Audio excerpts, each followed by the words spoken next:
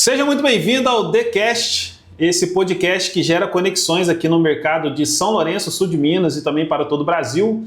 E o nosso podcast, o nosso episódio de hoje, nós não vamos falar sobre negócio e nem sobre construção. O nosso papo hoje é sobre fé, sobre propósito e aquilo que impacta as pessoas. E para esse episódio do TheCast, eu tenho o prazer de receber aqui o pastor Alberto, da Igreja Família Viva, aqui de São Lourenço. Seja bem-vindo, pastor. Quero agradecer o convite, poder participar desse momento aqui tão especial e poder compartilhar daquilo que a gente tem como propósito de vida, que é anunciar o Evangelho do Reino de Deus, é falar um pouco daquilo que queima e move o nosso coração, que é o nosso Senhor Jesus. Eu sou Alberto, sou casado com a Gabriela, nós temos 2 filhos, temos a Samira, de 8 anos, temos o Davi, de 1 ano. Cresci no interior do Rio de Janeiro, numa cidade chamada Paulo de Fronten, e ali eu fiquei até meus 19 anos. Quando eu tive 19 anos, eu fui morar numa cidade chamada Porto Real. Nessa cidade, Porto Real, começa muito da nossa história, que nós vamos falar no decorrer desse podcast, mas esse é o Alberto, pai, marido, pastor, um servo de Deus que tem buscado viver para a glória de Cristo Jesus. Que benção. Pastor, vamos falar um pouco então sobre esse chamado, né? Em que momento que o senhor entendeu esse chamado na sua vida de pastor, né? Como que foi essa experiência? Aonde o senhor estava exatamente nesse momento, né? Que você entendeu o chamado? Como que foi esse processo aí, né? Entre conhecer a esposa e ter esse processo do chamado pastoral. Explica para nós aí como que funcionou isso na sua vida. Isso começou bem na minha adolescência, o chamado. Eu lembro que eu estava passando um contexto, um problema familiar no casamento dos meus pais. E esse problema familiar me levou a um sentimento de, hoje que eu entendo, que eu estava no início de um quadro de depressão. E aí então, um belo dia na minha casa, eu me lembrava de uma jovem que estudava comigo na mesma escola, que sempre me convidava para ir para a igreja e eu sempre dizia que ia e nunca ia. Até que nesse domingo, um vazio tão profundo entrou no meu coração que eu me lembrei dela, o nome dela é Karina, e eu falei assim, hoje eu vou na igreja, hoje eu preciso de Deus. E aí eu fui até a casa da Karina e algo bem diferente, que nesse dia estava chovendo e ela não ia no culto nesse dia. Ela se moveu aí quando ela descobriu que eu estava na porta da casa dela esperando para ir para a igreja. Ela trocou de roupa, nós fomos para a igreja juntos, era uma igreja Assembleia de Deus, uma igreja bem tradicional. Eu sentei lá atrás, bem tímido, no penúltimo banco daquela igreja. Uma missionária, ela começou a ser usada, a ser um instrumento de Deus ali para ministrar, para tocar as vidas, e ela começou a falar coisas tão pontuais que eu estava vivendo na minha vida, naquele contexto, que eu comecei a chorar. A palavra daquela missionária, ela entrou como uma flecha no meu coração, e eu fazendo força, pensando assim, eu não posso chorar aqui nesse lugar. Vergonha, eu nunca tinha pisado numa igreja evangélica até então, mas ao mesmo tempo eu comecei a sentir um fogo queimando no meu coração e um desejo incontrolável de colocar para fora aquilo que estava dentro. E aí de repente eu começo a chorar ali naquela igreja, quando a primeira lágrima escorreu, as outras vieram depois e eu não consegui controlar. E como se não fosse suficiente, ela aponta para mim no final daquela igreja, ela fala assim, é com você que Deus está falando. Você ir atrás de blusa laranja, vem aqui que eu quero orar pela sua vida. Quando eu vi, já tinha um diácono do meu lado, me levando até a frente. E ali ela começou a profetizar. Falou, você é um pastor, o ministério que o Senhor tem na sua vida é lindo, Deus vai te levar em outras nações, você vai ter um ministério, uma família linda, o seu chamado é pastor. Nesse dia, ainda um adolescente, foi quando eu tive esse primeiro convite de Deus, esse encargo de Deus, que o meu chamado seria pastoral. Então aí começa, na minha adolescência ainda. Depois isso vai se consumar quando eu me mudo para a cidade de Porto Real. A minha mudança para a cidade de Porto Real foi, na realidade, um grito da minha alma por mudança. Eu vivia num contexto onde eu convivia com os amigos que cresceram comigo. Seria muito lindo se eu falasse para você que depois daquele primeiro encontro, eu já tivesse ido, mas não foi assim. Já tivesse entregado minha vida para o Senhor, já tivesse vivido ali, trilhado um caminho de santidade. Esse dia foi o meu primeiro encontro com o Espírito Santo, onde eu tive uma convicção de que Deus era real.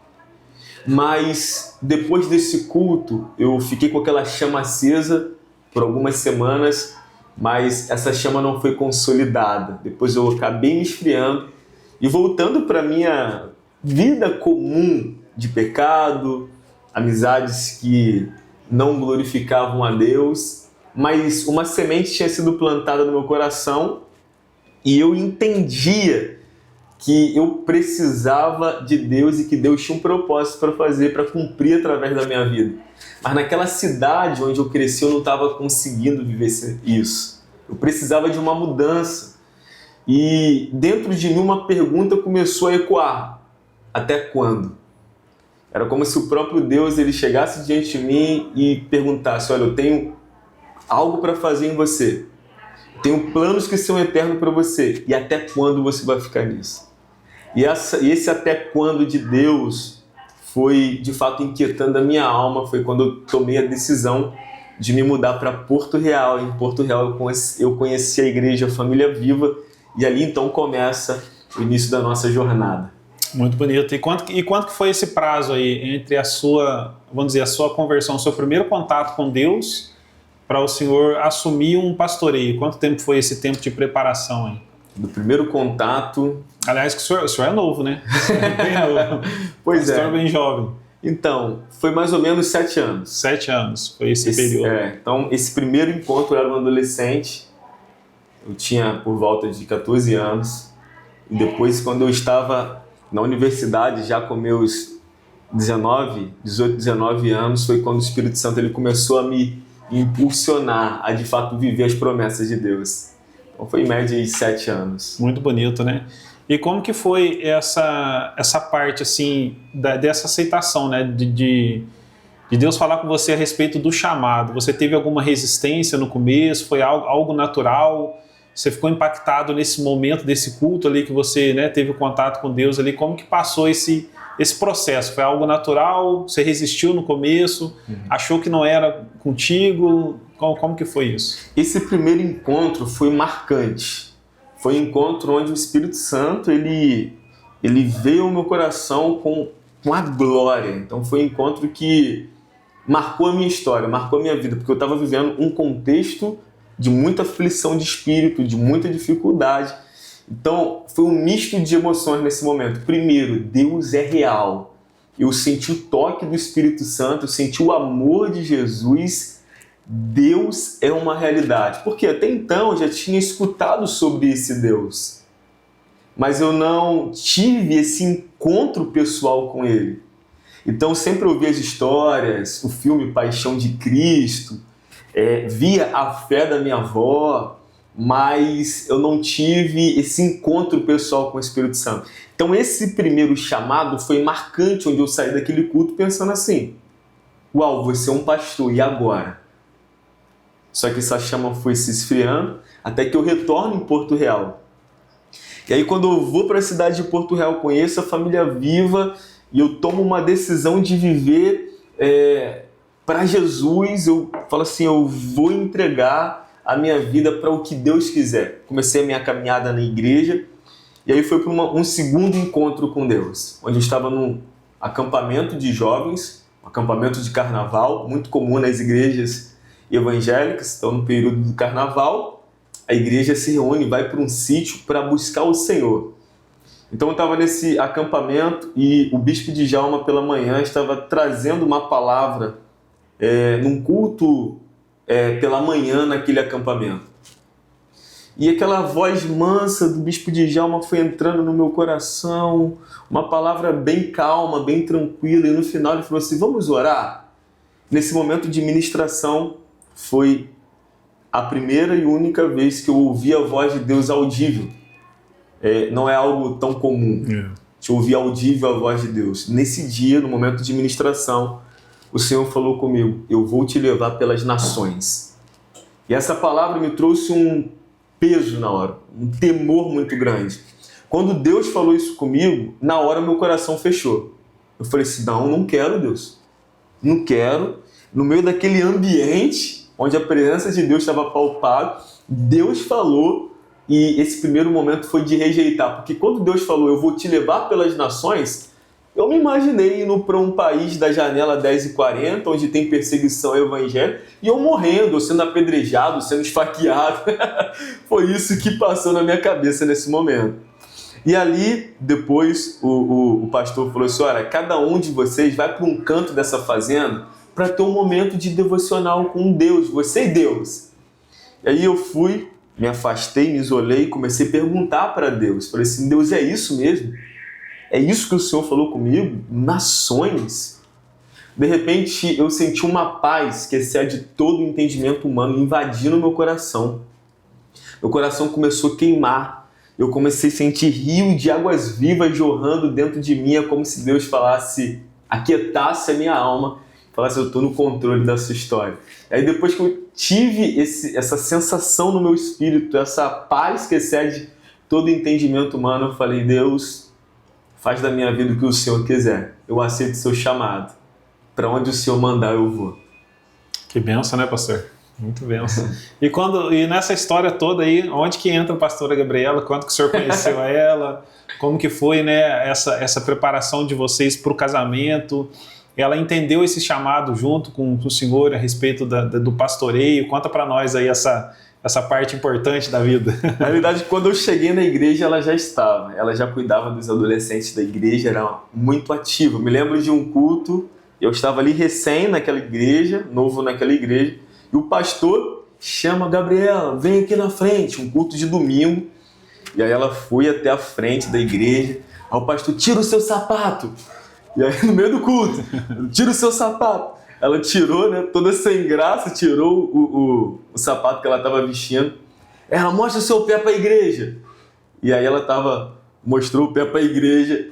O pastor, tá vendo, igreja, essa marca no pé dela aqui de sandália? É que eu encontrei com essa menina aqui evangelizando o bairro no sol quente, 2 horas da tarde, ela de porta em porta chamando as pessoas para ir para o GC dela. Então, foi uma das primeiras vezes que eu vi a Gabriela. E aí, eu me lembro que eu cheguei num culto de jovens na igreja, eu não me esqueço esse dia. Ela estava com uma bota, ela estava com uma blusa xadrez, uma calça leg preta, ministrando em cima de uma canção do Fernandinho, aquela canção que fala grandes coisas, né? E quando eu olhei para aquela mulher ali, ministrando com tanta autoridade, me veio um pensamento assim, queria casar com uma mulher assim, viu? Já pensou, Deus não me deixa cobiçar a irmã aqui no culto, mas seria benção casar com uma mulher assim. Então esse foi o nosso, assim, primeiro olhar, primeiro contato. E aí acabou que nós fomos nos aproximando, é uma longa história, nos tornamos amigos ali. Eu me lembro que a gente saía do culto, começava a conversar, e aí eu levava ela no ponto, de repente eu falei assim, vamos para outro ponto ali, que aqui tem muita gente da igreja, sabe? Vamos para outro ponto. A gente ia para outro ponto para ficar mais sozinho. Aí eu observei que chegava o ônibus dela, ela falou assim, eu vou no próximo. E aí, só para ter mais um momento assim junto, e aí a gente ficava ali conversando, e aí eu ia para minha casa, pegava o telefone, ligava para ela, já chegou em casa? Então já estava dando aquela saudade. Quando eu observei, o pessoal, acho que estou gostando dessa morena, viu? Acho que essa morena teve o meu coração. E aí foi assim que começou a nossa história, dentro da igreja, e ela já muito ativa ali ministerialmente.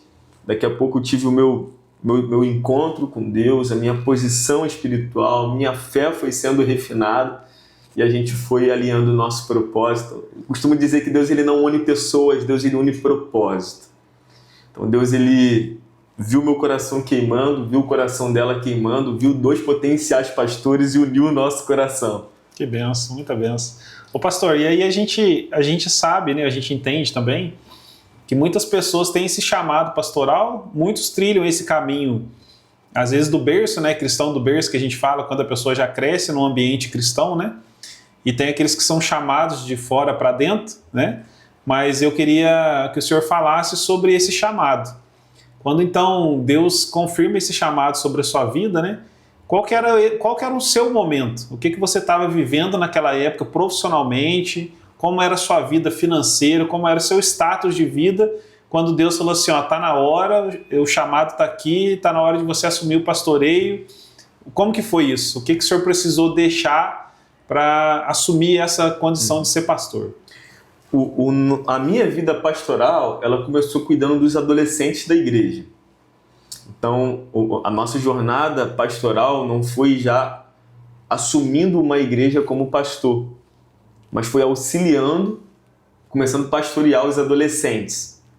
Isso surgiu a partir de uma carência da igreja. Eu me lembro que um líder que estava na igreja, o líder dos adolescentes, ele tinha se afastado. Eu comecei a observar os adolescentes se dispersando no meio da igreja. Meu coração foi enchendo de amor por aqueles adolescentes, de preocupação. Comecei a reunir com alguns adolescentes na minha casa. Chamava eles para a gente orar juntos, compartilhava a palavra de Deus, às vezes colocava um filme cristão. E ali foi surgindo essa questão pastoral, do cuidado. E aí, de repente, de 4 adolescentes começaram a vir 8, de 8 começaram a vir 14, 20, e aí o pastor nos desafiou a cuidar dos adolescentes da igreja, pastorear os adolescentes da igreja. E nesse tempo, eu tive que renunciar. Fazia faculdade de administração e eu fui movido por um amor tão grande por aqueles adolescentes que eu renunciei a uma faculdade para cuidar de algumas dezenas de adolescentes da igreja.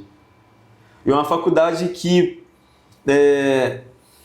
já tinha investido dinheiro, já tinha investido tempo, mas o encontro com o meu chamado, o chamado que Deus ele tinha específico para mim, me pediu isso. Não é algo que eu coloco como regra para todos. Foi algo que eu senti Deus pedindo para mim naquele contexto. E aí renunciei à faculdade para cuidar de adolescentes. E ali começou o nosso chamado pastoral, o nosso cuidado com a igreja local. E aí da rede de adolescentes nós começamos a cuidar dos jovens da igreja.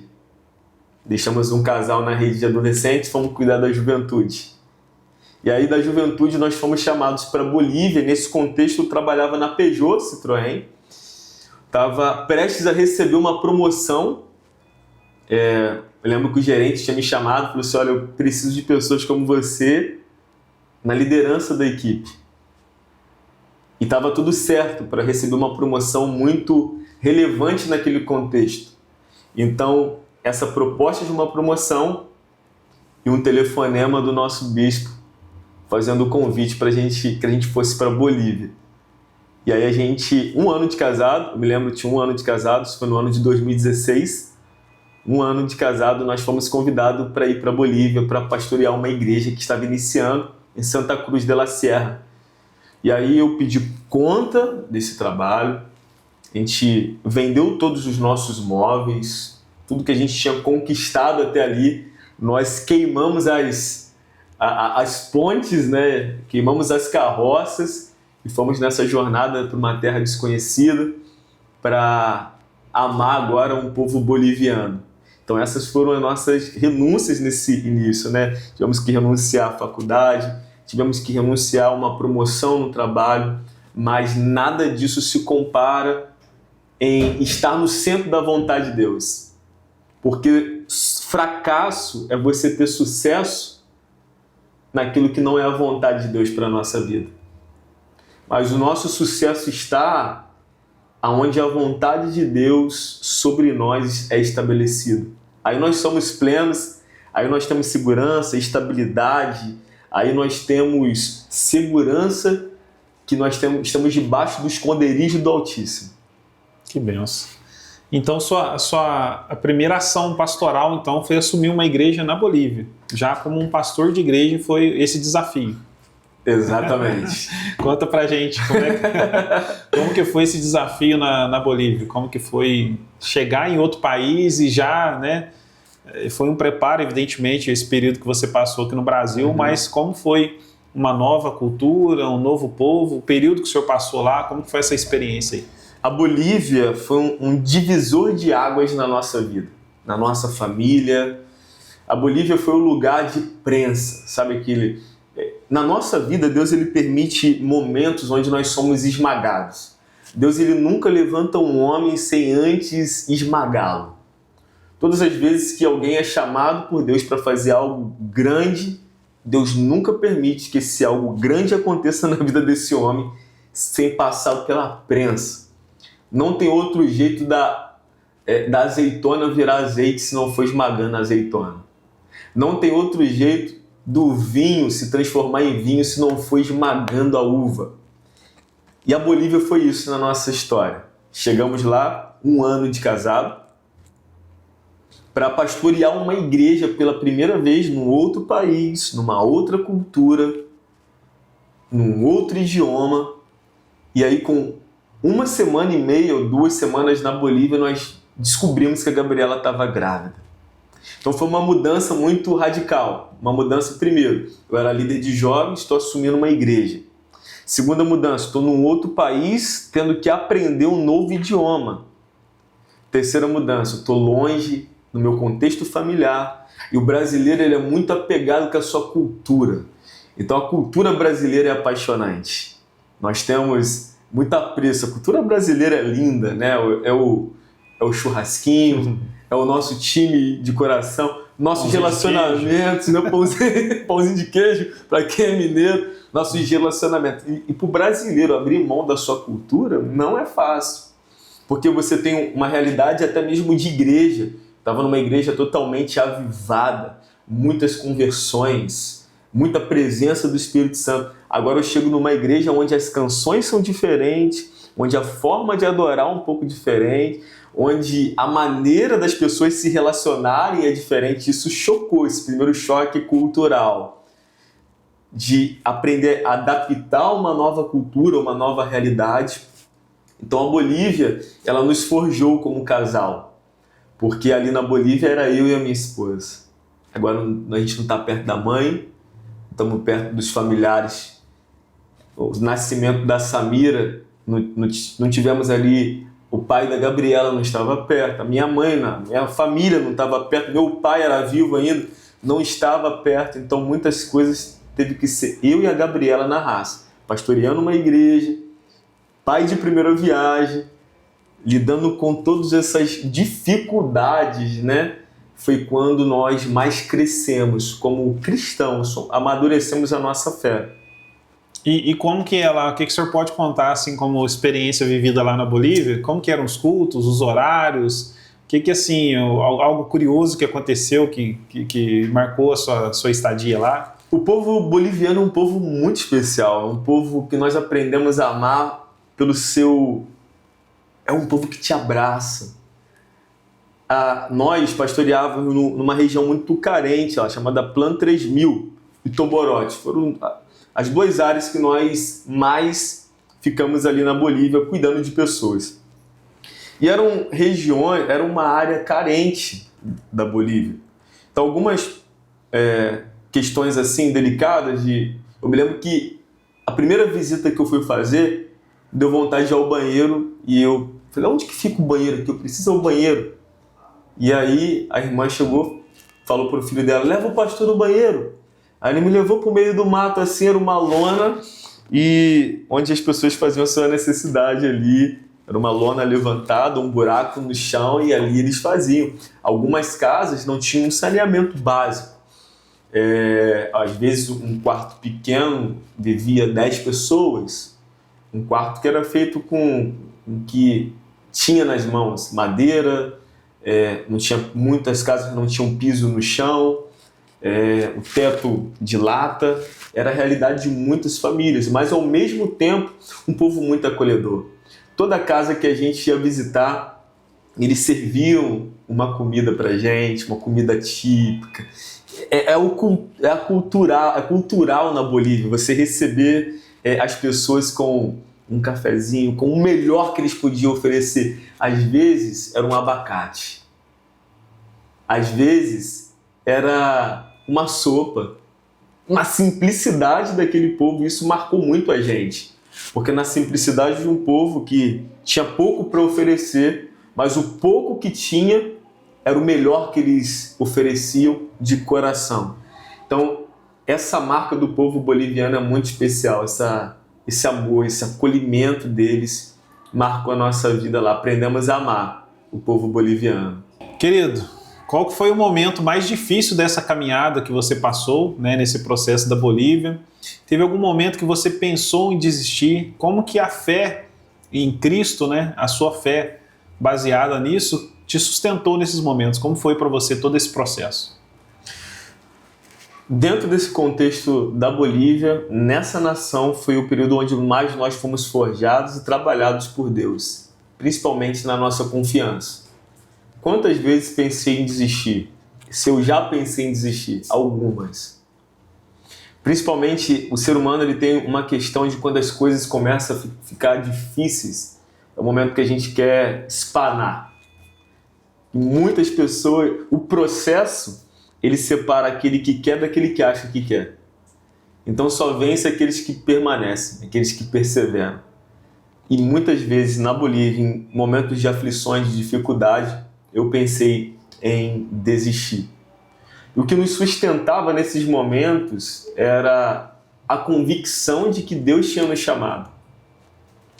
Então, no meio do vale, no meio da dificuldade, das aflições, muitas vezes nós somos tentados a desistir.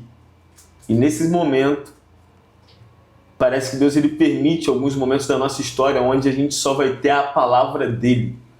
Onde Deus ele tira as nossas muletas, onde Deus ele tira as bases humanas que nós temos para que o fundamento da nossa história seja Jesus. Então a Bolívia foi o período onde nós mais fomos tratados e forjados nisso. E o momento mais difícil nisso tudo foi a nossa volta para o Brasil. Nós enfrentamos muitos gigantes, até que chegou um ponto onde nós sentimos a nossa força esgotando. E aí nós recebemos uma direção do Espírito Santo para a nossa família de retornar. Porque o jeito que o nível que chegou a nossa caminhada, tudo que tinha acontecido ali, naquela nação, talvez se a gente tivesse permanecido, a gente teria naufragado. E a nossa volta foi o momento mais desafiador do nosso ministério, porque eu estou passando dificuldades, aflições, mas eu estou fazendo aquilo que Deus me chamou, que é anunciar o Evangelho. Então, decidir voltar era como se eu tivesse pegado a minha espada para a guerra e enterrado a espada. Como que eu estou voltando? Será? Aí vem aquelas dúvidas. Será que eu estou fracassando? Será que eu estou desistindo no meio da dificuldade? Porque a gente tinha recebido um direcionamento de Deus para voltar, mas quando a gente decide voltar, parece que vem as dúvidas, os questionamentos. Será que eu estou fazendo certo? Então essas dúvidas trouxeram muita inquietação para a nossa vida, para o nosso espírito, mas foi uma volta extremamente necessária. Então voltamos com um sentimento de reprovação, aquela questão assim, eu estou desistindo de uma missão. Mas ao mesmo tempo foi um renovo necessário para o nosso reposicionamento, para a gente reconfigurar a nossa família, reconfigurar a nossa vida pastoral, o meu eu como filho de Deus, como marido, como pai. Então muitas coisas precisaram ser realinhadas na nossa história. Então a volta foi o momento mais difícil, foi um misto de emoções, porque a gente está numa missão e agora tem que voltar para o seu país com o sentimento de nadei e morri na praia. Mas foi um momento ali, isso tudo serve para revelar a glória de Deus através de nós. Muitas vezes na nossa história a gente projeta, a gente faz planos, mas a resposta da boca vem do Senhor. A gente acha que vai ser de um jeito, a gente cria um roteiro na nossa cabeça, vai ser assim. Quando eu saí do Brasil para a Bolívia, meu pensamento era, eu vou ganhar o mundo. Eu estou vivendo o ID. eu vou ganhar muitas almas. E aí quando a gente chega na realidade, que a gente passa pelo vale da sombra da morte, passa pela solidão, passa por privações, passa pela saudade, todas essas questões forjam a gente de uma tal maneira que, se a gente não tiver estruturado em Deus com a nossa fé, pode ser que muitos nesse tempo de dificuldade eles acabam desistindo. Mas essa volta não foi uma desistência, foi um reconfigurar para uma nova estação. E aí vamos falar, né, dessa nova estação que foi uma estação maravilhosa, né? O que o senhor pode contar para nós? Então, saindo da Bolívia, vocês voltam para o Brasil, caem em São Lourenço? Isso, aterriza em São Lourenço, ou o senhor passou antes no Rio? Voltamos para Porto Real. Porto Real. E esse recomeço em Porto Real foi vital para a gente. Ali nós fomos recebidos pelo Bispo Marcos Alves, que tem uma representatividade na nossa história incrível. Eu penso que em momentos da nossa vida, o milagre de Deus vem através de pessoas. E o Bispo Marcos Alves e a pastora Angélica foram esse bálsamo depois de um contexto de guerra. Sabe quando você volta de um campo de batalha, de uma guerra, de um cenário hostil, e aí você recebe um bálsamo de cuidado, de amor, de cura. Então nós passamos um ano com ele em Porto Real, sendo curados. Ele acreditou no nosso chamado quando nós tínhamos já desacreditado. Gabriela, ela achava que nunca mais voltaria a ser pastora. Ela com o coração ferido, não queria mais mexer com esse negócio de pastoreio. E aí, esse tempo em Porto Real foi um tempo de cura para realinhar a nossa vida com o chamado que Cristo Jesus tinha. Então, a gente voltou da Bolívia no dia 30 de abril do ano de 2018. E nós viemos para São Lourenço no dia 30 de abril do ano de 2019. Um ano certinho. Um ano certinho.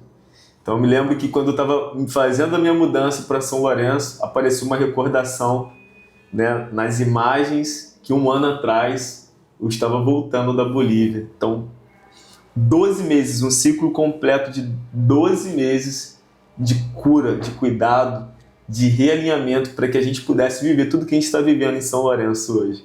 Então, tudo que hoje a gente está vivendo em São Lourenço tem essa temporada e essa estação da Bolívia. Então, a Bolívia foi a forja, foi o momento onde Deus nos provou emocionalmente, provou a nossa fé, provou nossas motivações, provou para ver onde estava o nosso coração. É aquela passagem quando Deus ele fala com Moisés, né? Eu te coloquei nesse deserto para te provar, para ver o que tinha dentro do seu coração. Então parece que na nossa história, esse deserto na nossa vida foi essa estação que nós passamos ali. E aí quando nós voltamos, né, viemos para São Lourenço, viemos já com uma bagagem, uma casca, né? Uma casca para viver tudo que nós temos vivido hoje como igreja. Nós cremos que começou as sementes, né, a serem plantadas lá, que a gente pudesse colher aqui tudo que a gente está vivendo hoje. Aproveitando essa fala do senhor a respeito disso, o que o senhor pode falar para nós sobre paternidade espiritual? Como que funciona? O senhor acredita nessa paternidade espiritual? O senhor falou que o senhor teve, né, esse apoio do bispo, né, nessa chegada, nessa volta do Brasil. Quão importante foi isso e como você enxerga essa paternidade? Como o senhor enxerga isso? Paternidade é algo que é muito vivo na minha realidade, na minha formação como cristão. Nós vemos que, biblicamente, um homem chamado Timóteo, ele teve uma paternidade de fé chamada Apóstolo Paulo. Então, Paulo ele tem um filho na fé, meu verdadeiro filho na fé, Timóteo, Tito. Nós vemos também Eliseu e Elias. Então, Eliseu ele chega e fala, meu pai, carros e cavaleiros. Um relacionamento muito próximo de discípulo e discipulador entre paternidade. Então a paternidade na nossa história foi fundamental para formar o nosso caráter em Deus. Eu entendo que é um presente de Deus para ser cura para a nossa vida, para alinhar o propósito, como ferro afia o ferro, o caráter do homem afia o caráter do homem para nos levar até o nosso destino. Então a paternidade espiritual, paternidade de fé, ela é importante para moldar o nosso caráter. Mentores, pais que vão injetar a vida de Cristo em nós para que a gente possa ser mais afiado no cumprimento do nosso propósito. Muito bom. E aí, chegando em São Lourenço, né? Essa cidade maravilhosa aí, o pão de queijo. Como que foi esse início, né, daqui de São Lourenço, quando o senhor veio? Como que estava a igreja? Quantos membros tinha quando o senhor assumiu? Conta para nós o que Deus tem feito nesse período, né? Como que está a igreja hoje, né? Nós conhecemos da Família Viva e sabemos que a igreja ela tem uma metodologia mesmo da igreja, né, de gerar esses filhos, né, os membros da igreja através de grupos de comunhão, né? Como que funciona esses grupos de comunhão? Conta um pouco para nós dessa estrutura toda da Família Viva, né? Esse crescimento todo. Fala um pouco sobre a Família Viva, né? Essa extensão que a igreja tem assim, em todo o território nacional, para fora também. Conta um pouco para nós sobre isso. Nós chegamos em São Lourenço, tem 7 anos atrás, e eu lembro quando a gente orava por 30 membros da igreja. A gente, aos cultos ali, ficava clamando ao Senhor para ter 30 membros na igreja, e de 30, 40, de 40, 50, de 50, 100, de 100, 200. Hoje nós somos, aqui em São Lourenço, na faixa de 340 membros, mas as igrejas que surgiram, né, a partir de São Lourenço, como São Lourenço Velho, Soledade de Minas, Itamonte, também saiu o pastor Marcos, né, e a Marielle daqui foram para Coatis. Então de São Lourenço saíram 4 casais de pastores. Deus tem feito algo que é muito maior do que a nossa capacidade humana, né? E esse foi o contexto, né, que nós chegamos, uma igreja pequena, ali com seus 20 e poucos membros, mas um povo muito apaixonado pela presença de Deus. Eu lembro que tinha alguns adolescentes na igreja que eram muito servos, e alguma pergunta que fez toda a diferença para a vida deles foi: cadê o pai de vocês? Eu vejo vocês aqui, mas cadê os pais? Vamos orar para a salvação, né, da família. Que Deus ele quer tocar não somente vocês, mas quer que seus pais venham para cá. A igreja tinha um pensamento assim, que a Família Viva era uma igreja de jovem. Só que a Família Viva é uma igreja da família. Então nós trabalhamos com as redes, desde a rede Kids até a melhor idade. A nossa preocupação como igreja vai entrar uma família na igreja. E o que é uma família? Geralmente é um pai, a mãe, seus filhos, alguns adolescentes, outros crianças. E o pensamento é como que nós vamos ser um canal, uma ponte, que vai receber essa família, que às vezes está com seus dilemas, problemas no casamento, problema na criação do filho. Como que a gente vai gerar um ambiente para que essa pessoa tenha um encontro com Jesus? Então não é uma igreja de jovem, ou uma igreja de ancião, ou uma igreja de adolescente. É uma igreja para a família. Então a nossa preocupação é como que essa família vai se encaixar aqui. Aí nós temos as redes, né? A rede Kids, então nós temos GC Kids, um trabalho com crianças na igreja. Temos também o Metamorfose, que são os pré-adolescentes, que é uma faixa etária que eles não se encaixam, eles não são nem adolescentes nem mais crianças. E muitas vezes na igreja não tem uma linguagem para um pré-adolescente. Então por isso que nós temos o Metamorfose, que a gente cria um ambiente onde eles vão poder ser eles, ouvir de Jesus de uma forma mais dinâmica. E aí nós temos a rede de adolescentes, a rede de homens, porque homem às vezes é muito solitário, né, Davi? Verdade. Às vezes a gente guarda muitas coisas pra gente, a gente brinca muito, a gente fala do futebol, a gente fala da Libertadores, a gente fala de negócios, fala de dinheiro, mas temos dificuldade de abrir coisas profundas do nosso coração para outra pessoa. no meio de tanta descontração, né? Eu vi alguém falar que a quinta série do homem vai até 65 anos, né? Então, às vezes a gente é isso. Mas quando é para sentar e compartilhar coração de dificuldades do casamento, dificuldades na sexualidade do casal, na criação do filho, às vezes a gente não encontra liberdade para compartilhar isso. Por isso que nós temos uma rede de homens na igreja, uma rede de mulheres para poder incentivar o que de fato é um empoderamento bíblico. Porque as mulheres na nossa igreja são empoderadas pelo Espírito Santo de Deus. Verdade. Para serem mulheres sábias, edificadoras, encorajadoras da família. A mulher é de Provérbios 31. Tem que ter uma linguagem, que essa mulher ela vai receber ali uma arma para ela poder conseguir lidar com os desafios da maternidade, do casamento. Aí tem a melhoridade, tem a rede da família, né, Davi? A rede da família que nós... Quantas famílias quebradas hoje chegam na igreja? Casamentos destruídos, pessoas emocionalmente quebradas porque já tem 30 anos, 40 anos, mas ainda não evoluiu para ter inteligência emocional para lidar com os dilemas, as divergências, as pressões que um casal e uma família é exposta. Então, esses braços na igreja, as redes, né, que nós chamamos, é uma ferramenta muito poderosa em Deus para transformar a realidade das pessoas. Juventude, né, para ali o jovem começando a sua família, muitos casando, tendo seu primeiro filho. Então a igreja ela se move dessa forma através das redes e através dos grupos de comunhão, que nós chamamos de GC, grupo de crescimento, grupo de comunhão, que é a igreja na casa. É o que acontecia em Atos dos Apóstolos, a igreja primitiva. Eles se reuniam no templo, também se reuniam nas casas. E partiam pão, comiam juntos, oravam juntos. E ali todos os dias o Senhor ia operando milagres. E todos os dias Deus ia acrescentando aqueles que iam sendo salvos. Então nosso desejo como igreja é ser uma família viva, como a igreja primitiva, tanto no templo como nos lares.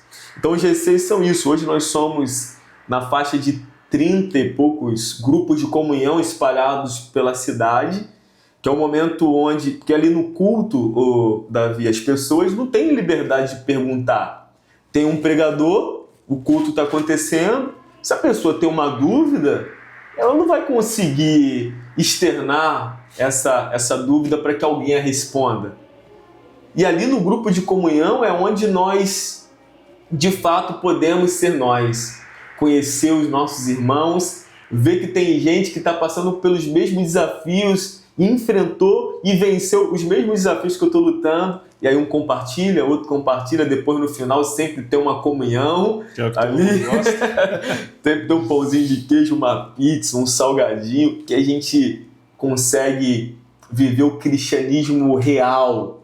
Porque as pessoas hoje, Davi, estão muito sozinhas, buscando ser abraçadas, buscando acolhimento. E a igreja é esse lugar. Quantas vezes a gente escuta pessoas assim, eu entrei na igreja, saí, ninguém falou comigo. Eu entrei, aí às vezes a gente mora num prédio, a gente não conhece o nosso vizinho, estamos distantes uns dos outros, às vezes perto pelo Instagram, mas distantes ao mesmo tempo. E aí os grupos de comunhão, eles trazem essa conexão de igreja, igreja na vida real. Ali nós aprendemos o valor do perdão, aprendemos o valor da família, aprendemos o valor da palavra, da oração, o estar em comunhão. O Salmo 133 fala, né, que é bom e agradável. E ali Deus ordena a bênção. O que acontece? Milagres. Casamento é transformado, a pessoa que estava em depressão é curada, aquele cara que estava enfermo recebe um toque do Espírito Santo, ele é curado da sua enfermidade, ele é curado tanto da enfermidade na carne, no corpo, como a enfermidade na alma. Quantas pessoas doentes emocionalmente hoje? E aí nesse grupo de comunhão é onde ela é liberta, ela é amada, ela sente o amor de Deus através dos irmãos da igreja. Isso é muito especial e é o que tem feito a diferença, essa comunhão. É porque eu não faço nada sozinho, tem uma equipe maravilhosa por trás, líderes abençoados de GC, que tem sido uma resposta de Deus para a cidade, para as famílias. Que benção, muita benção. E falando ainda da igreja, pastor, a igreja é uma igreja missionária, né? Hoje ela atua também nos campos fora do Brasil, né? Quais cidades aí que o senhor pode citar que tem sido alcançado também pela metodologia da Família Viva, né? Olha, a igreja Família Viva, Deus tem sido maravilhoso, Deus tem sido muito bom. Uma igreja que começa em 1993, em 2000 é onde começa a se reunir como Igreja Presbiteriana Viva, através, né, da vida do bispo José Elias, que eu não posso deixar de mencioná-lo, que é o presidente, o nosso líder, aquele que direciona, que é responsável, né, por toda essa instituição, Família Viva, e é um milagre, porque uma igreja que está no Japão, está no Níger, está na Europa, em Portugal, está na Espanha, está na América Latina, está na Bolívia, está no Equador. É uma igreja que tem crescido muito, com uma mensagem simples de cuidado, de amor e de dar uma oportunidade, pelo menos, para que todos ouçam sobre Jesus. Nosso propósito é ganhar, consolidar, treinar e enviar. E assim a igreja tem avançado nas nações, no Brasil também, boa parte dos estados do Brasil tem uma igreja Família Viva, do Nordeste ao Sul do Brasil, nós vemos igrejas espalhadas aí, se não me engano, já são mais de 180 igrejas, para a glória de Deus. Nossa sede fica em Volta Redonda, no bairro da Voldac, então uma igreja muito abençoada, com uma liderança saudável, uma liderança que nós vemos a simplicidade de um coração que ama a Deus e tem cuidado com a vida. Eu fico muito tranquilo de falar isso, né, porque nós temos líderes que são acessíveis e que são parecidos com Jesus e que nos apontam esse caminho de manifestar o reino, fazer discípulos e de transformar a vida das pessoas. É uma honra fazer parte dessa instituição tão maravilhosa. Muito bem, pessoal, uma pausa para nós falarmos aqui dos nossos patrocinadores do TheCast aqui de São Lourenço, né? Nós temos o patrocínio aí da Garcia Incorporação.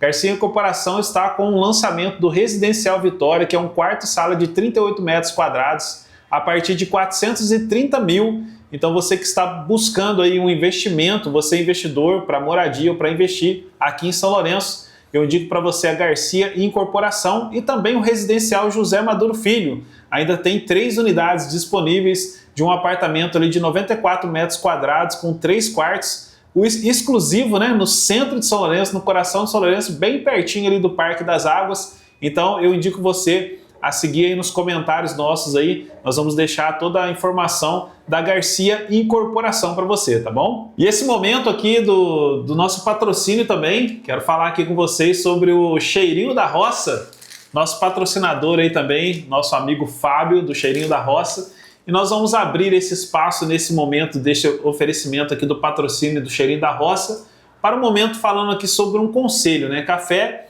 lembra muito a memórias, lembra muito a experiências que nós vivemos. E aí eu quero abrir aqui para o pastor Alberto nos dar um conselho e falar algo também sobre isso. Interessante, você falou do café, né? E nunca é só um café, né? Nunca é só um café.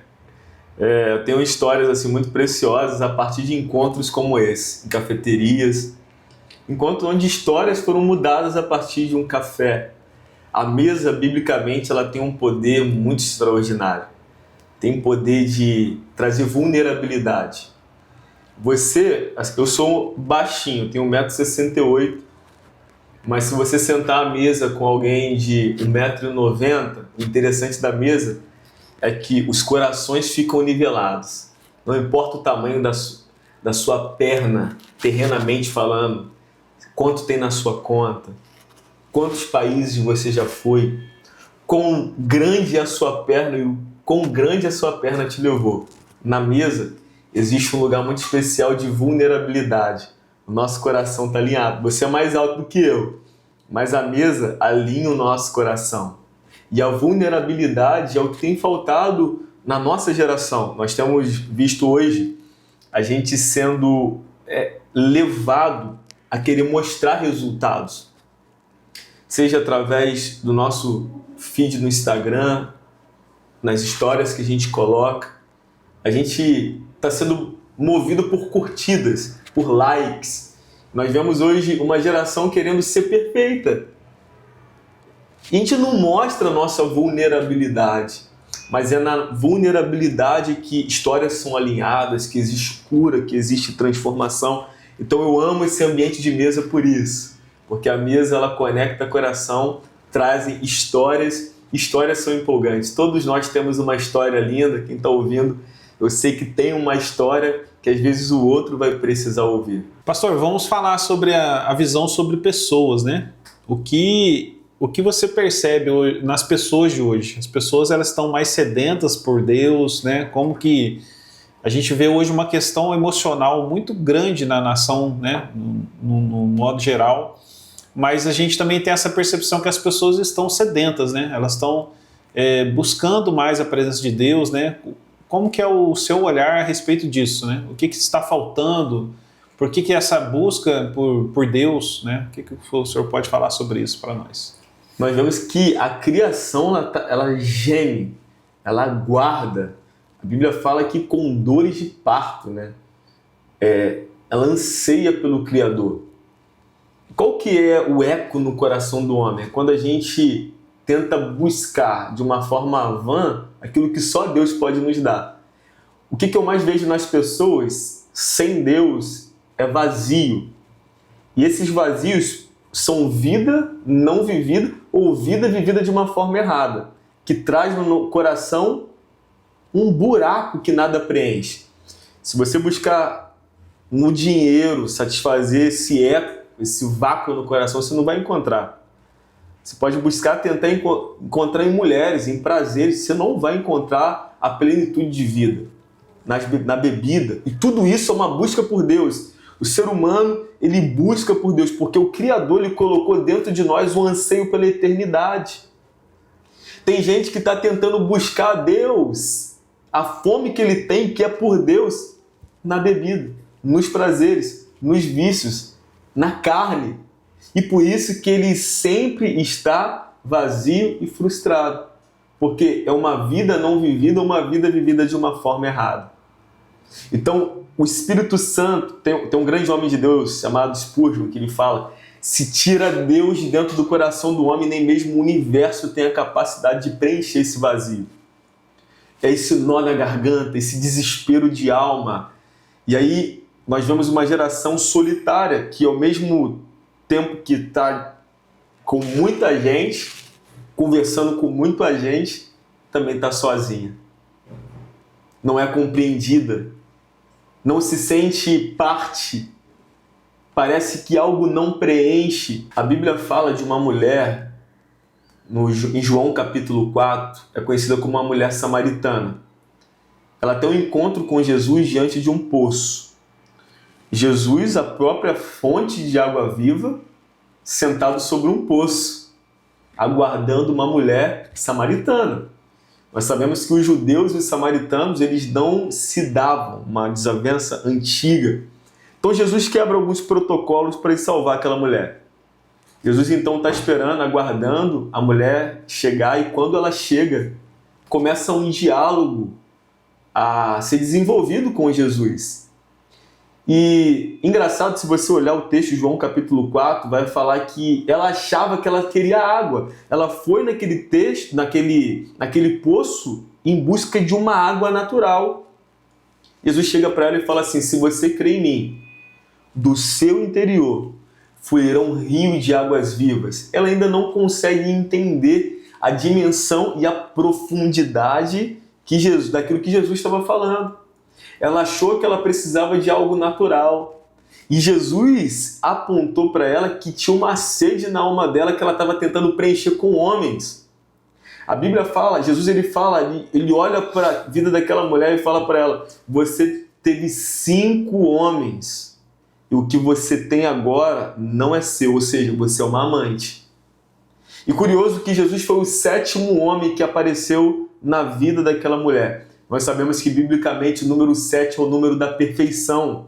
Ela bateu cabeça na vida com homens, buscando ser preenchida nas suas emoções, e ela não encontrou. Ela buscou um homem, 2, 3, 5, e o último, o 6º, não era dela. E Jesus apareceu, se apresentou como o 7º homem na vida daquela mulher para falar: tudo que você precisa sou eu. E aí ela fala assim: uau, eu vejo que tu és profeta. Aonde então que eu vou adorar? E aí essa conversa vai sendo desenvolvida por muda a atmosfera do ambiente. Ela sai de um desejo por água natural, ela se aprofunda, Jesus falando de uma água espiritual. E aí, sabe qual é o final dessa história? Aquela mulher, ela deixa os cântaros para trás. Ela deixa, em outras palavras, ela deixa o galão de água para trás e ela vai evangelizar Samaria. Ela chegou pensando que precisava de água do poço. Encontrou a própria fonte de água que jorra pela vida eterna, que é Cristo Jesus. E Jesus falou assim: se você beber dessa água, sede na vida tu não passa nunca mais. Ela não tinha entendido de início que Jesus estava falando de uma sede da alma. Sabe, Davi, na nossa vida a gente busca preencher com tantas coisas. Às vezes não é uma água de um poço. Às vezes são em prazeres, às vezes é na busca por dinheiro, é naquilo que essa terra, essa água que ela foi buscar lá, é aquilo que essa terra pode nos oferecer. E Jesus, ele aprofunda e fala assim: olha, eu tenho para você algo que não é possível você comprar com dinheiro, que nenhum esforço que você faça humano você vai alcançar. Essa água é uma água viva que pode mudar a história da sua vida. E essa mulher se transforma numa evangelista que chacoalha Samaria, falando de um homem. E aí, inusitado, Jesus, ele tem, parece que um senso de humor, né, nas suas decisões.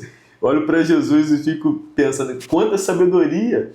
Porque eu não escolheria uma mulher nesse contexto para representar ele. Talvez você escolheria alguém da alta sociedade. Jesus pega uma mulher, ainda samaritana, e ainda cheia, com um passado todo atrapalhado, né? Uma vida familiar toda conturbada, e faz daquela mulher uma voz em Samaria. Pensa, essa mulher chegando em Samaria falando assim: eu encontrei com um homem. Mais um conta a outra. É o que você mais fez na tua vida, encontrar homem. Não, peraí. Eu encontrei o homem, o 7º homem, o homem perfeito, o Deus encarnado. E ele mudou a minha história. Eu não preciso mais gastar minha vida buscando aquilo que essa terra pode oferecer. Eu encontrei algo muito mais profundo, muito mais valioso, muito mais perfeito, muito mais sublime, que é Cristo Jesus. E ela teve a sua alma saciada, porque Jesus, ele não veio para nos dar presentes passageiros somente. Jesus, ele veio para satisfazer a fome da nossa alma. Sabe, quando a gente tem esse encontro, né, Davi, com o Espírito Santo, que parece que o tempo para. Aquilo que talvez a gente colocava toda a nossa força, toda a nossa vida, a gente descobre que não é tão valioso assim. A gente descobre que tudo que a gente se esforçou uma vida toda para conquistar, igual Paulo, ele, fariseu dos fariseus, mestre da lei, instruído por Gamaliel, mas quando ele tem um encontro com a beleza de Cristo, ele fala assim: para mim tudo isso é perda. Para mim tudo isso não vale de nada. Eu encontrei algo muito maior. Então esse é o maior problema da humanidade hoje.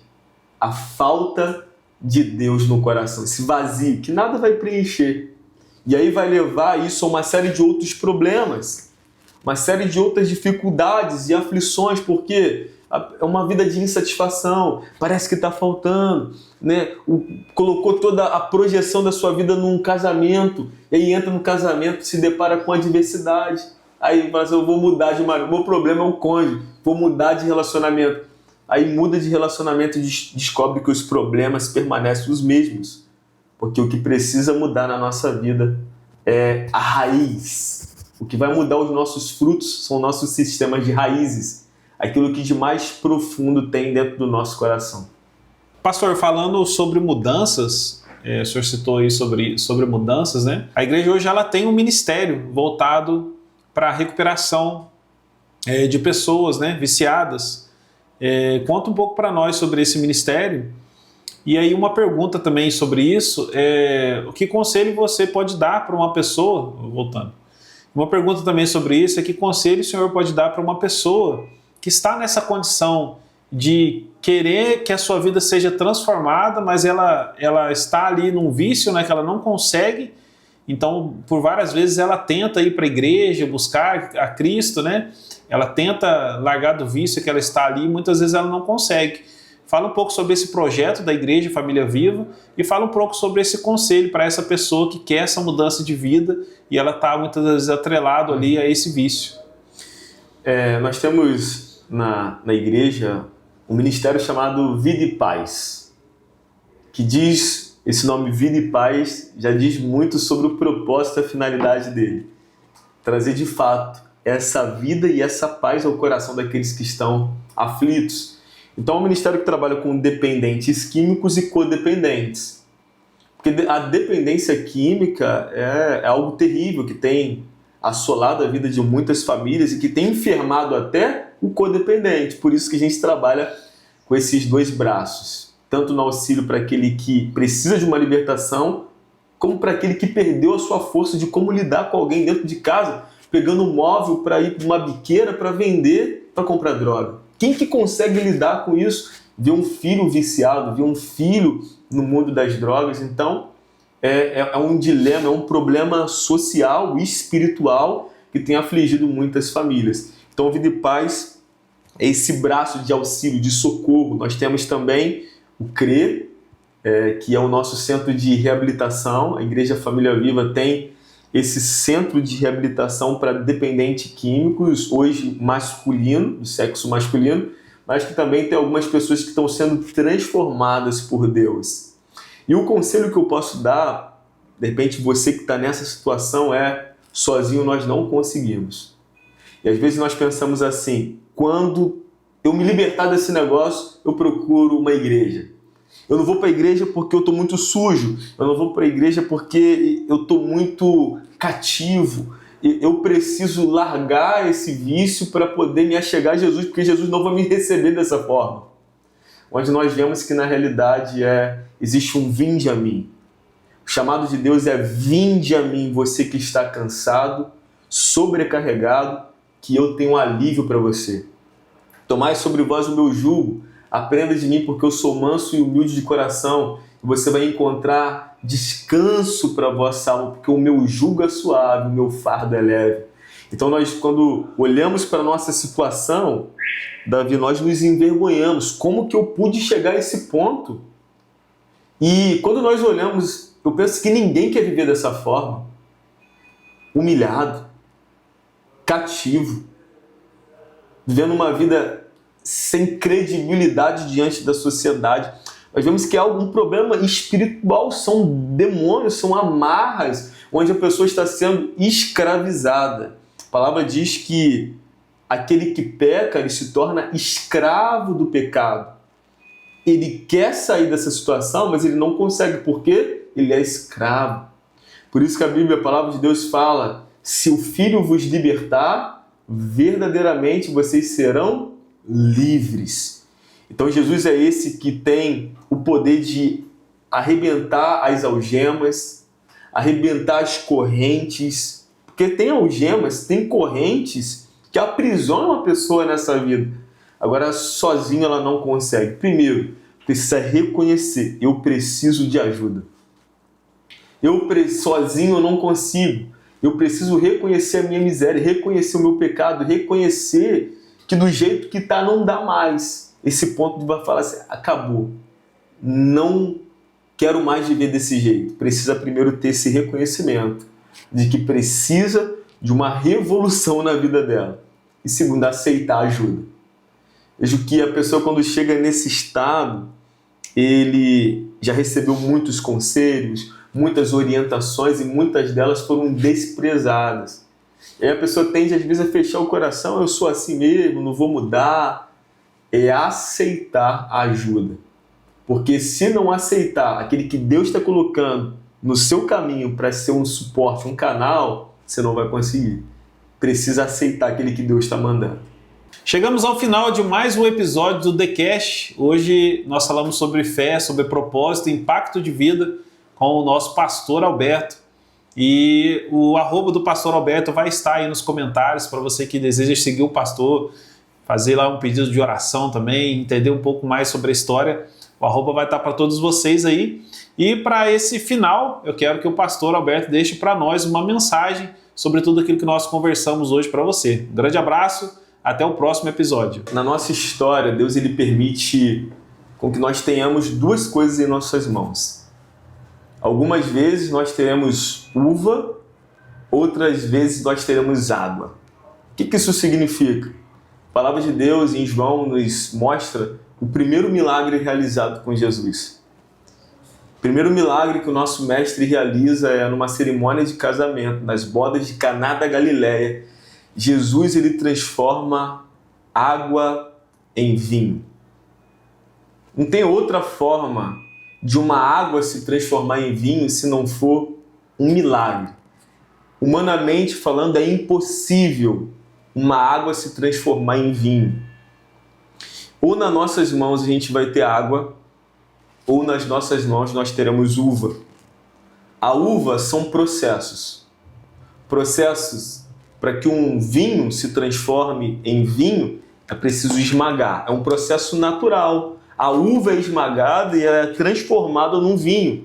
Na nossa vida nós iremos nos deparar com água com vinho. Vai ter momentos na sua história onde você vai ter água na sua mão. E aí você vai precisar de um milagre.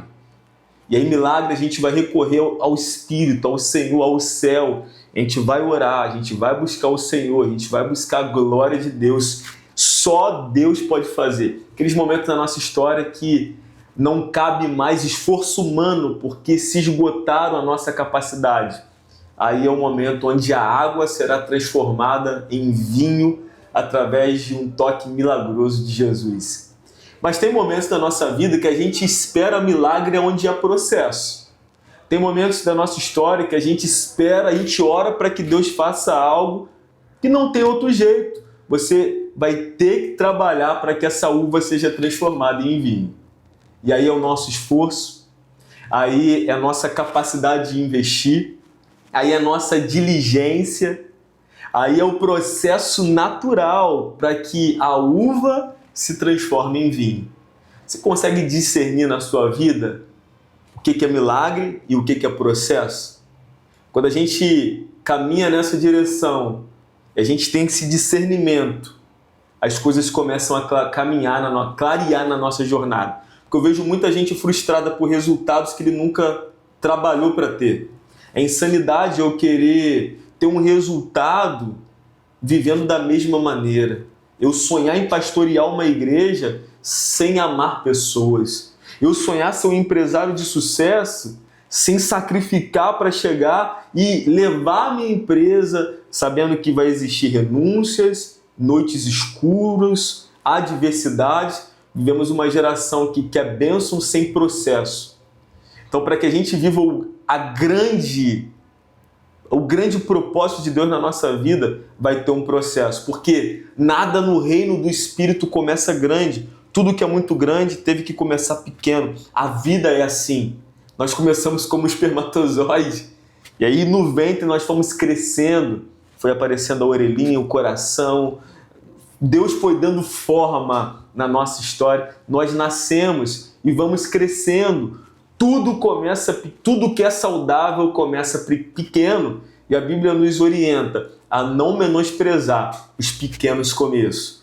Porque é no pequeno começo, a nossa fidelidade no pouco que vai levando a nossa vida a contemplar e a valorizar. Ter um coração humilde quando Deus nos colocar no muito. Por isso que Deus ele não menospreza o processo. e não nos priva de passar por aflições e adversidades, porque no processo que a nossa essência é trabalhada, é que Deus ele tira o pior de nós para revelar o melhor dele no nosso coração. Então não menospreze os processos. Saiba discernir o que é água e o que é uva, o que é um processo, o que é um milagre. E se você assim fizer, grandes coisas você vai viver na sua história, você vai ser livre de toda frustração. Frustração de não ter resultado, frustração de não ser frutífero, frustração pela comparação. Parece que está todo mundo prosperando, parece que está todo mundo muito bem, a minha vida está sempre muito ruim. Onde Deus ele quer e tem uma história gloriosa para você, uma história de bênção, planos de paz. Como diz a palavra de Deus, bem os seus pensamentos que tenho sobre vocês, sobre vós, são pensamentos de paz e não de mal. Deus é um bom pai. Jesus ele falou, se nós que somos maus sabemos dar bons presentes aos nossos filhos, que dirá o Senhor que é bom? Ele quer te tratar bem, Ele quer te abençoar, Ele tem bênçãos para derramar sobre você. Então aprenda a discernir na sua vida o que é processo, o que é milagre, entendendo sempre que em todas as circunstâncias o nome de Deus é glorificado em nossa debilidade. Que Deus te abençoe.